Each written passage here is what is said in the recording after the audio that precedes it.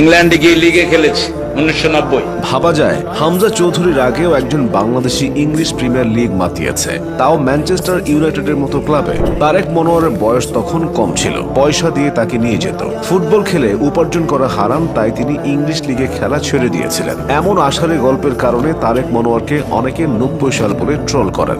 নিজেকে তিনি পুরস্কারপ্রাপ্ত ব্যাডমিন্টন প্লেয়ার হিসেবেও দাবি করেছেন। তিনি একবার দাবি করেছিলেন তিনি 3 বার অক্সফোর্ডের সেরা শিক্ষক হয়েছেন, যেটা নাকি আবার তার পরিবারও জানতো না, হুট করে মাহফিলে বলে ফেলেছেন। তিনি আরো বলেছিলেন 2015 সালে যুক্তরাষ্ট্রের প্রেসিডেন্ট ডোনাল্ড ট্রাম্পের সঙ্গে তার দেখা হওয়ার কথা ছিল, কিন্তু সেটা তারেক মনোয়ার নিজেই বাতিল করে দিয়েছিলেন। এছাড়া বিল গেটসকে তিনি বেলগ্রেড এবং আইফোনের মালিক বলে অভিহিত করেছিলেন। তারেক মনোয়ারের মতে বিল গেটসকে দেখতে টিকটিকির মতো লাগে। তারেক মনোয়ার আরো দাবি করেছিলেন তিনি নাসায় গিয়েছিলেন, নিয়মিত কাজী নজরুল ইসলামকে স্বপ্ন দেখেন।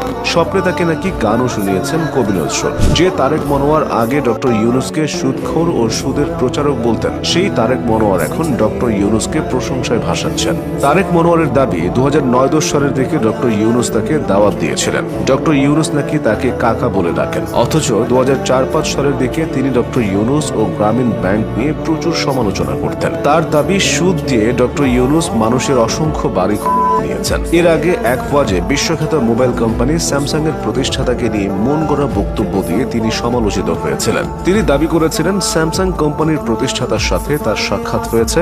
স্যামসাং এর প্রতিষ্ঠাতার নাম মিস্টার স্যামসাং এবং তিনি নাকি ইংরেজি জানেন না, শুধু কোরিয়ান ভাষা জানেন। যদিও স্যামসাং এর প্রতিষ্ঠাতার নাম লি বিয়ং চল। সেই সাথে প্রশ্ন ওঠে, এত বড় বৈশ্বিক কোম্পানির প্রতিষ্ঠাতা ইংরেজি জানেন না, তা কি করে সম্ভব? তারেক মনোয়ার দাবি করেন তিনি স্যামসাং কোম্পানির প্রতিষ্ঠাতার মাথায় নিজের মাথার টুপি বসিয়ে